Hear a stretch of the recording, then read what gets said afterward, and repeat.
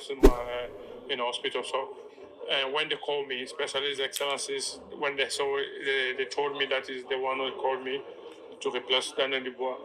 And when I see the list and everything he promised me for this year, and I say, no, I can't let him down, I'm going.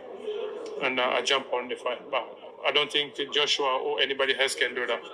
But I've done what I've done. It's a mistake. No mistake for me. It's a part of my career. Even I take a risk and I'm down of WBO, everything, and even WBA. But everything can happen in the boxing.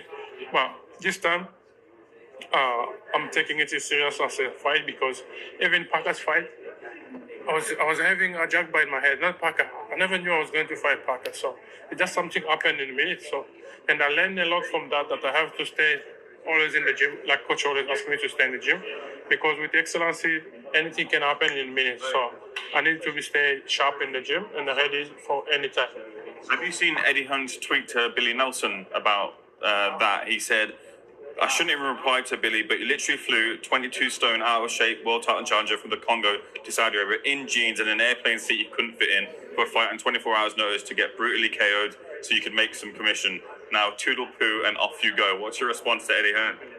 Eddie watched his interview before the fight. He was saying Martin saved the car. He was talking nice. Why change after the fight? And look, he should not talk like that. He's got Anthony Joshua. He's got everywhere in the UK. I'm living in the UK. I don't need to travel to Saudi Arabia. I don't need to travel to America to have a good fight. He's got AJ. Why he doesn't want to put me in the AJ? Because I was now number one in WBA. AJ is coming after me.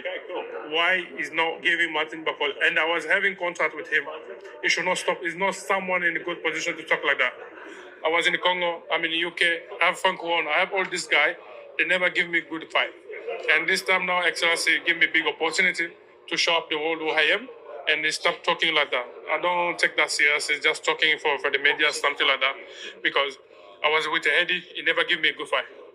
He never bring me a good fight because it's got everywhere in there. It's got Dylan White.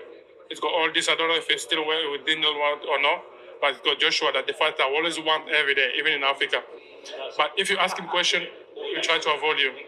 He's a good promoter. He said that he's himself a good promoter. Why not give me that fight? I'm not deserving it. No, I was WBA number one.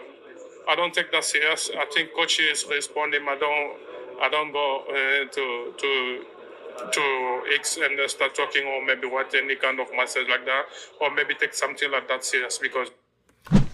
Okay. There's Martin Bakole's response to Eddie Hearn's response to Billy Nelson, which is his trainer. And he did say, he flew 22 hours for a guy that's 22 stones to get brutally knocked out just to get some commission and put him in a seat that he couldn't fit. And toodaloo, and off you go. Martin Bakole, he responded as a defensive mechanism towards his trainer, but I have to inform everyone, Eddie Hearn was telling the truth. He was telling the truth about that. See, with Eddie Hearn saying those things about Billy Nelson, he was just explaining the desperate attempt, or really wasn't an attempt, the desperate mindset of somebody that only wanted to make money. See, Martin Bakole said it himself, like, oh, well, it was a mistake. He knew it was a mistake. He said it's a part of my character. No, well, it might have been a part of your character.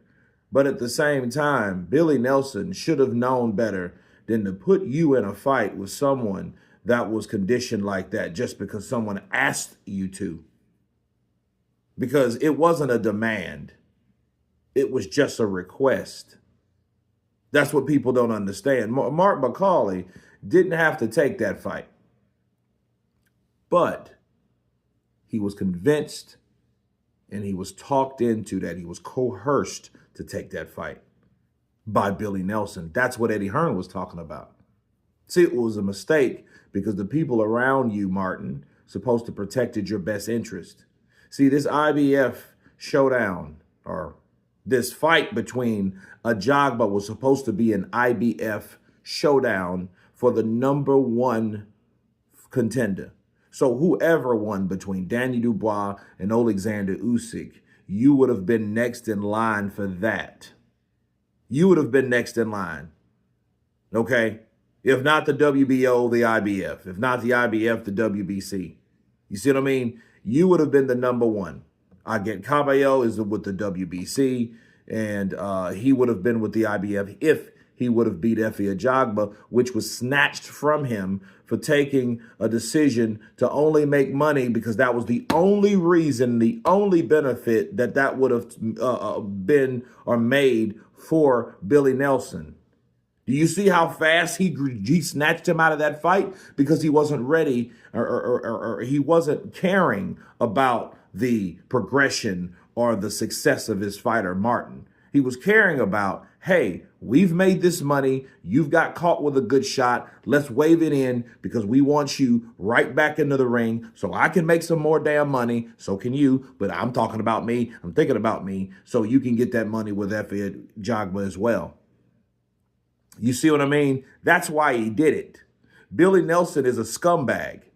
He's a scumbag because Billy Nelson knew, hey, why would I get only paid once for an Efe Ajagba fight when I can get paid twice for a fight like that? That's a selfish mindset. He's saying I would have took it. No, Billy convinced you to take it. Ben Shalom stated that, you know what, it wasn't me. I don't make those decisions. So he took himself out. I can't speak about Ben Shalom.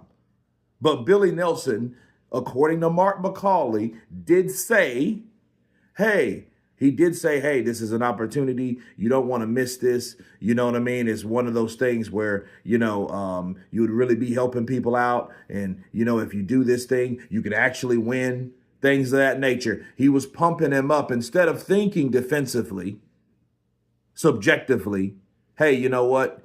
If you do lose, this is what he should have told him. If you do lose and you take this opportunity, you're going to lose the #1 belt. He didn't say any of that. You see what I mean? He didn't tell Mark Bakole that, to my knowledge. Okay? But understand something. When you have someone that talks you into a situation where it only benefits themselves, you really have to look at that person. That's what Eddie was talking about.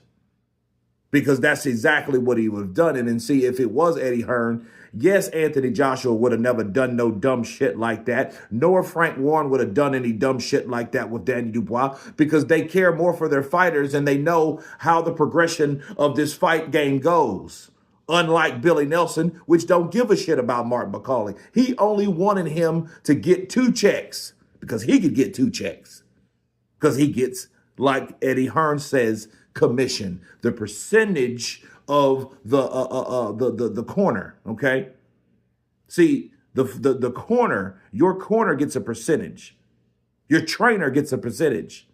And he's the co-manager too? Yeah, he knew exactly what he was doing. So when Mark Bakole, now, to flip it, was he right about what he said about Eddie? Yes.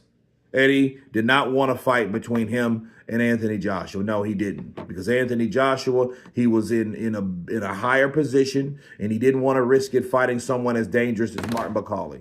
But had he done that shit before? Yes, he has. He's done that many times. He could have put him in there with a Dillian White fight, but he wanted Dillian White and AJ to amplify AJ, okay, because that was his cash cow. That's a promoter. Like he said, he's a good promoter. That's what good promoters do. They focus on their top tier talent or fighters or clients, rather. You see what I mean? So, yeah, he did that. Is it all the way right? No. But is it the smartest thing? Yeah.